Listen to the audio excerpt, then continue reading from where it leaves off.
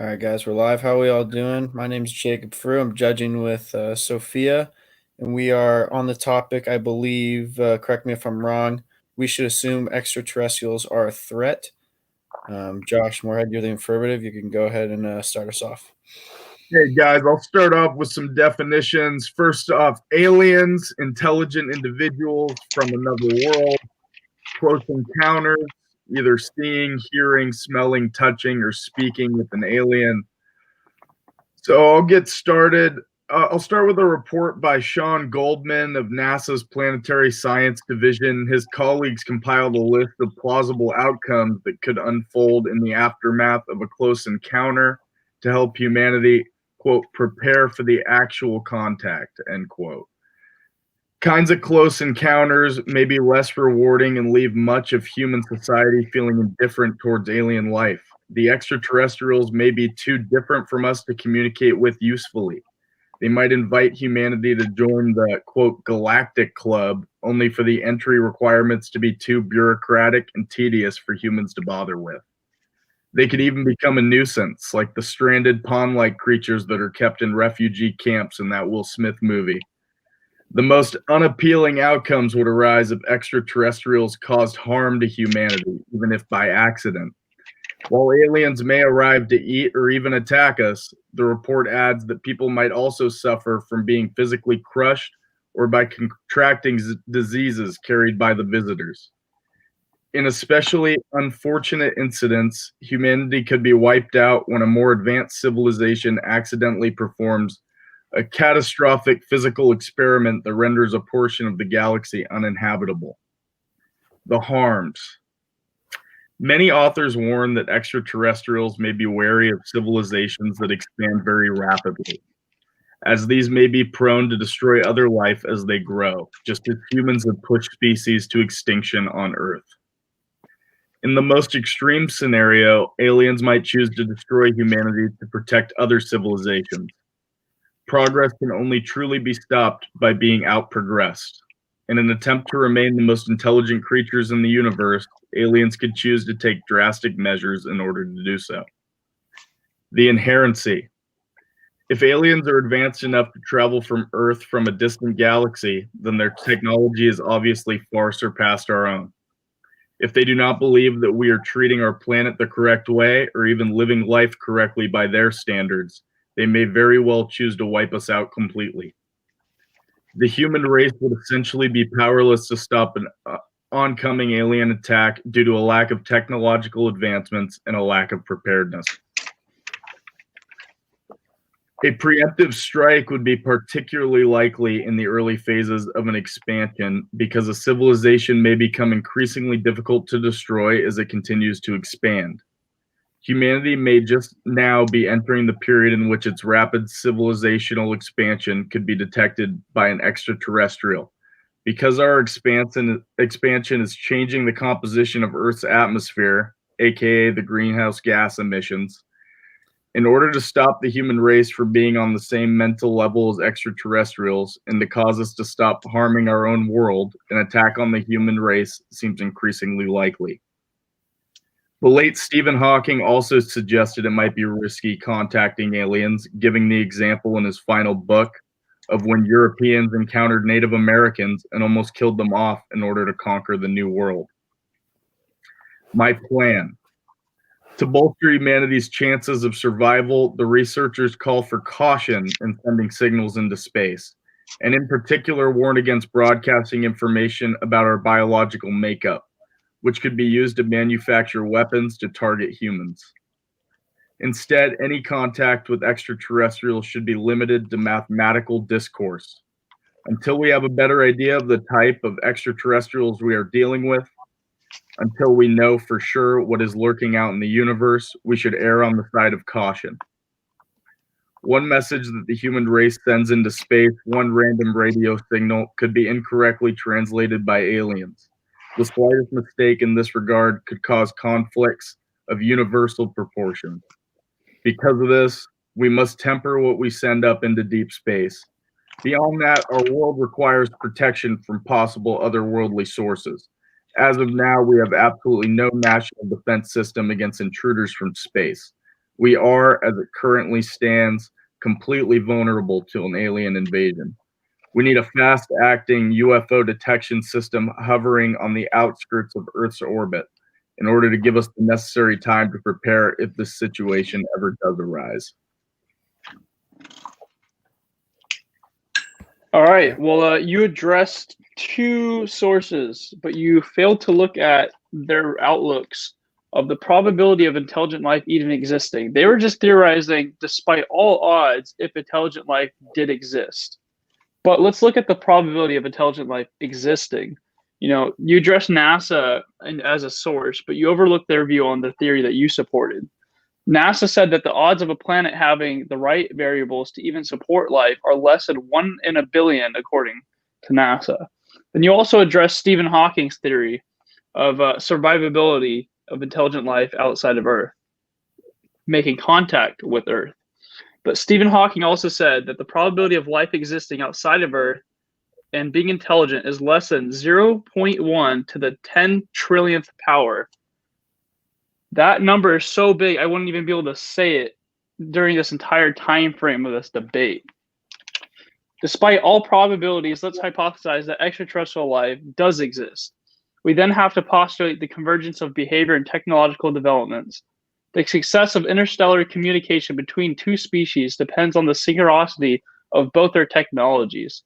The assumption that over 5 billion years of evolution, two species not from the same planet could develop the same technology to communicate is astronomical. The Fermi paradox says that if, despite all statistical probability, a life form not of Earth did not possess intelligence, imperialistic views, and technology of rockets for space travel, it would take 10 million years for them to even make contact with our solar system. Then it takes another 10 million years for them to even make contact with Earth. That's 20 million years.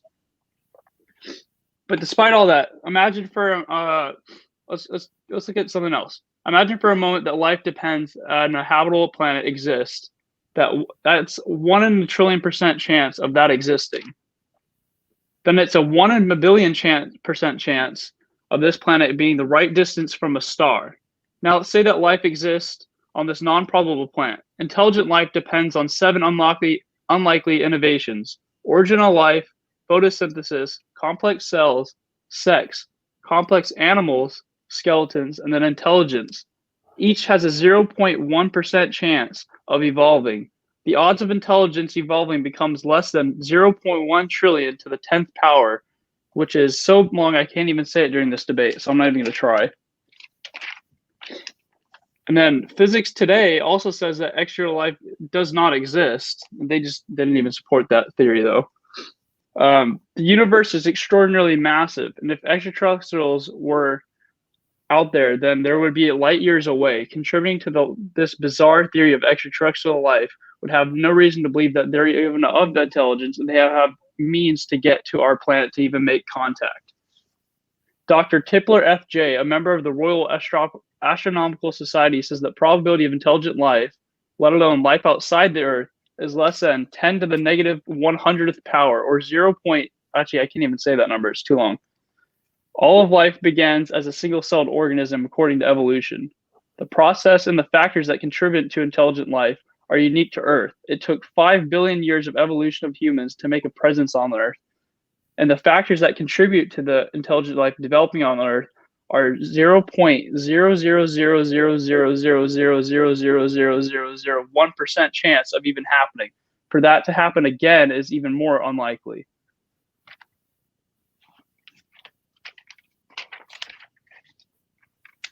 So despite all these odds, do you really think that intelligent life poses a threat?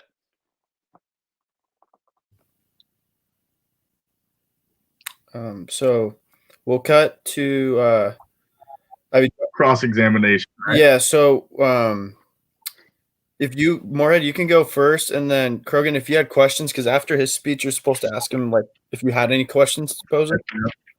Yeah, but Josh, since Krogan just, you can go ahead and ask him. All right. So mathematically, there's trillions of stars, and each star is said to have at least one planet. So I forget the exact number you said. It was it was less than 0.1%. But do you believe that Earth is the only planet capable of supporting life? Even given the No, fact that no, it's not. planets? In fact, we found planets that have bacterial life forms. But besides all the odds of the bacterial life forms, there's no signs of intelligent life of all the planets that we found that even support life. So my following question to that would be, do you think it's more likely that we just don't have the technology in order to find intelligent life yet, or that there is no intelligent life other than us in the entire universe? Which would you say is more likely? It's more likely that we are the only intelligent species or only intelligent life forms in the entire universe. There are trillions of planets, yet all the variables leading up to intelligent life say statistically it's more probable that we're the only intelligent life forms. So just to clarify, Earth would be the one special planet, in your opinion? Yes. That's it for me. Okay. Krogan, did you have anything before Josh went into a rebuttal? Any questions? Yeah, you said that. So along with the lines of Earth being the only special planet in the entire galaxy, there can be planets that are. You said that there's one planet for every star, right? At least one planet. Yeah, at least one planet for every star. All right, so the probability of a star or a planet being in the proximity of a star that can support life is 1 to the 10th trillionth power. That's how unlikely it is for a planet to be in the right space, in the right orbital distance from a star to support life. And on top of that, they have to go through cataclysmic collisions of asteroids that contain carbon that have to go through 5 billion years of evolution, and then they have to have the right technology to be able to communicate with us and have imperialistic views. So what I'm saying is, despite all the probability against us, why should we think that intelligent life outside of the Earth is a threat? But against the probability, why would we think that? Because it's statistically stupid to say that.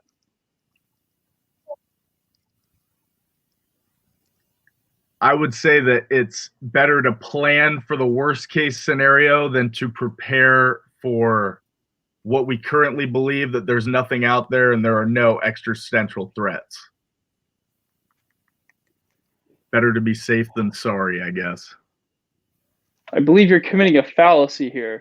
If we were to live our life thinking that off of that type of percentage, you would be more likely to be killed by a cow 7,000 times over. So you're just never going to come in contact with the cow. The same can be said for the coronavirus. All right. We'll cut off there, and then Josh, if you wanted to get into your first rebuttal, or your first rebuttal. Yeah. So President Donald Trump, when asked about a new Pentagon task force for studying UFOs, replied that he would look into, and then began boasting about the power of the U.S. military. Began looking into the truth behind UFO sightings.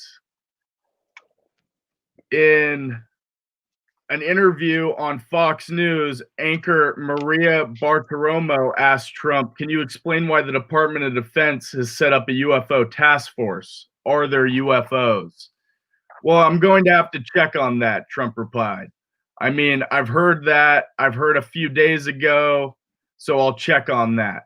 I'll take a look. Strong look on that. There's a chance."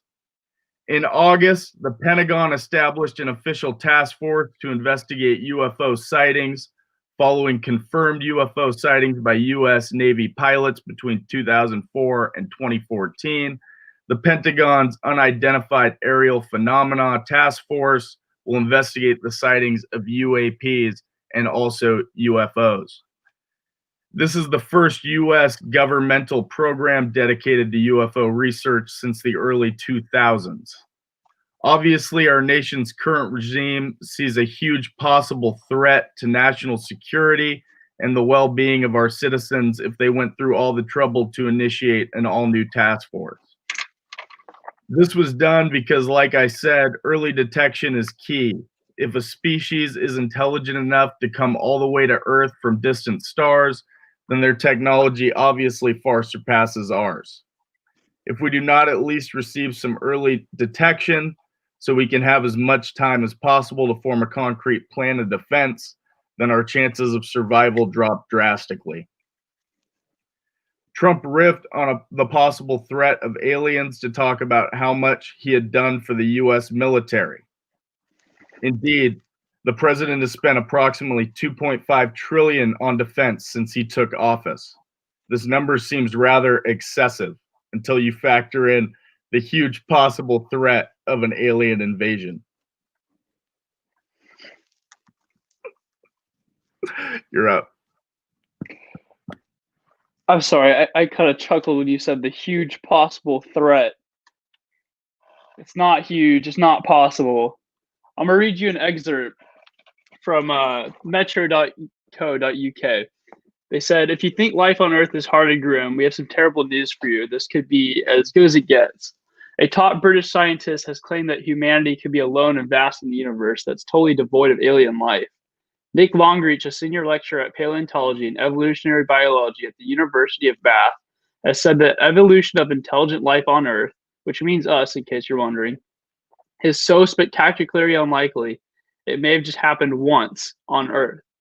By definition, probable events occur frequently, and probable events occur rarely or once. Our evolutionary history shows that many key adaptations, not just intelligence, but complex animals, complex cells, photosynthesis, and life itself, were unique one-off events that are therefore highly improbable. Our evolution may have been like winning the lottery, only far less likely. The universe is astonishingly vast. The Milky Way has over 100 billion stars, and there are over 1 trillion galaxies in the visible universe. The tiny fraction of the universe we can see, even if the habitable worlds are rare, their sheer number, there are many planets as stars, maybe more suggests lots of life is out there. So where is everyone? The Fermi paradox, the universe is large and old with time and room for intelligence to evolve, but there is no evidence of evolution ever occurring on any planet other than Earth. Could intelligence simply be unlikely to evolve? Unfortunately, we cannot study extraterrestrial life to answer this question, but we can study some of the 4.5 billion years of Earth's history, looking at where evolution repeats itself or it doesn't. To illustrate just how lucky our species has been and to have evolved to the current state of intelligence, has sketched a vivid picture of evolution which shows how many lucky breaks of life was given here on Earth. He added that humans couldn't evolve until fish evolved bones that let them crawl into land. Bones couldn't evolve until complex animals appeared. Complex animals needed complex cells, and complex cells needed oxygen, made by photosynthesis. None of this happens without evolution of life or a singular event among singular events. All organisms come from a single ancestor. As far as we can tell, life only happened once. Curiously, all this takes a surprisingly long time. Photosynthesis evolved 1.5 billion years after Earth's formation. Complex cells after 2.7 billion years, complex animals after 4 billion years, and human intelligence after 4.5 billion years after Earth formed. That these innovations are so useful, but it took so long to evolve, implies that they're all exceedingly improbable. These one-off innovations, critical flukes, may create a chain of evolutionary bottlenecks or filters. If so, our evolution wasn't like winning the lottery. It was like winning the lottery again and again and again and again and again, 200 times over. On other worlds, these critical adaptations might have evolved too late for intelligence to emerge before the suns went nova or not at all. So my final question for you is, despite all of this information and saying that even if intelligent life had the chance to evolve, it's more probable that their sun exploded and went supernova before they could even get to that point. Do you still think it's a threat? Hell yeah. And then, so now I have my final thing, and then that's it, right? So you spoke. So yeah, you have, yeah. I mean, if you have one last thing to conclude on, Krogan, because you have your this is your last time to speak, and then Moorhead's going to close up, and then that'll be the end of the debate. So if you have like a concluding statement or something like that, then you can go ahead and say that now before All right. Moorhead goes. Imagine that intelligence depends on a chain of seven unlikely innovations. I've already addressed these: the origin of life, photosynthesis, complex cells, sex, complex animals, skeletons, and intelligence itself, with each 0.1% chance of evolving. The odds of evolving intelligence becomes 1 in 10 million, but complex adaptations might be even less likely than that. Photosynthesis required a series of adaptations in proteins, pigments, and membranes. Unimetazone animals required multiple analytical innovations. They all had nerves, muscles, mouths, and so on. So maybe each of these 7 key innovations just has a 0.00001% of the time. If so, intelligence would evolve just 1 in 100 to the 10th power trillion habitable worlds. If habitable worlds are rare, then we might be the only intelligent life in the galaxy or even the visible universe. And yet, we're here. That must count for something, right? But if evolution gets lucky 1 in 100 trillion times, what are the odds that would happen to a planet where it happened again?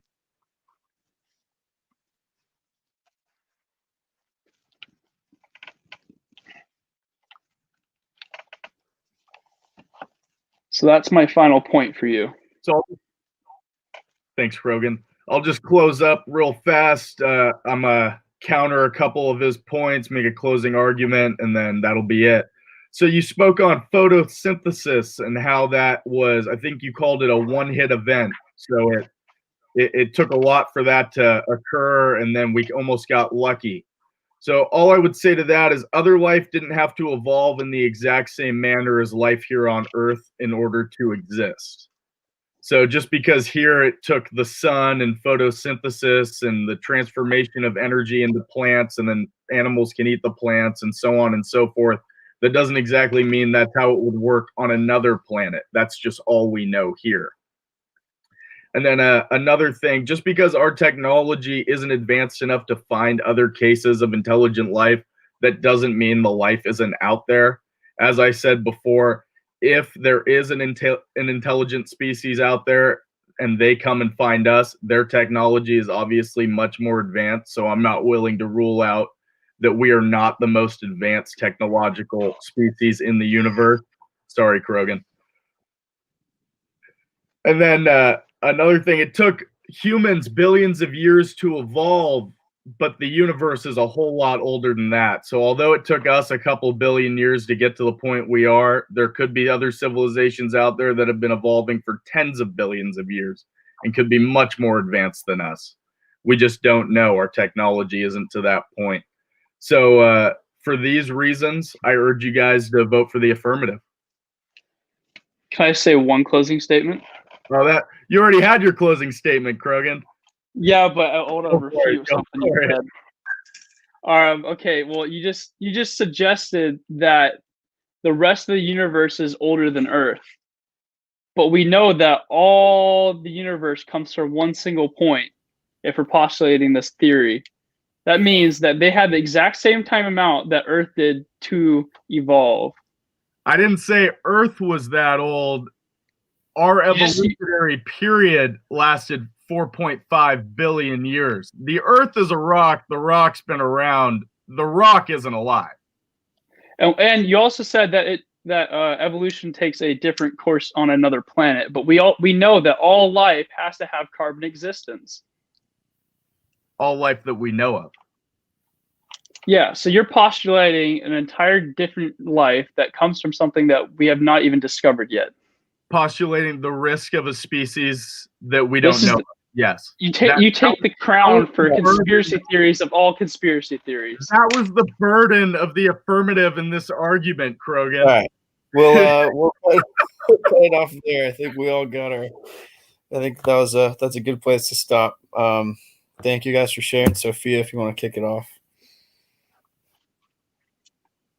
Okay, so I want to highlight on points that you guys both made. So first, with the affirmative, I like how you brought up that they can cause physical harm. You brought up the inherency and the overall thought that they could wipe us out completely. And I like how you use the example of when the Europeans encountered Native Americans because history tends to repeat itself. And lastly, I like how you cited your sources because it makes me more inclined to trust your quotes and statistics. And for the negative, the point that I like the most is when you said that they are so far away that this wouldn't even be a problem because it's many light years away. I like how you used a lot of statistics to back up your arguments, and you had very quick answers to the refute of the cross examination. But the only thing that I didn't quite like is how you didn't cite your sources, which makes me kind of wonder where you I think really you got missed these that point. My statistics sources were from. actually the same sources he used. Well, I heard that in the beginning, but when you started doing all the decimals, Oh yeah, that was all from was that all NASA from and the Stephen same Hawking. place? No, he made it up. Don't listen to him. Well, from where I stood with all of my note taking, I'm gonna have to vote for the affirmative in this circumstance because I just had more pros than cons for that side. All right, thanks, Sophia. I'm gonna do the same thing. Instead of going stuff that I like, I'm just basically gonna read off stuff that I interpreted from both of you. Starting off with the affirmative, Moorhead, they're too different from us. They're different from people might suffer diseases they may carry. Humanity could be wiped out as we know it. Talking about the European expansion, they're dangerous. One bad misconception can lead to catastrophic outcomes, and your main plan was no contact until we have a better and further understanding. And if we go over Krogan's points, that a lot of the mathematical stuff brought up was the odds, like the odds of everything happening and odds of them developing into something that can pose harm and pose a threat. It's not the variables do not line up. He was talking about intelligent life not being a threat that doesn't exist, and no science backs the evolving or the evolution of life outside of Earth. Basically, I thought it was pretty split in my personal opinion. That's my final take on it. I thought both of you guys did a good job. A lot of the time with Moorheads, I thought it was more constructive. I thought it was organized better. And a lot of Krogan's points that I saw and heard out, I was kind of lost in the beginning, but when he rounded it out, it all kind of made sense to me at the end. So with that being said, that's my final take on it. I think Krogan won. You guys are too nice to each other.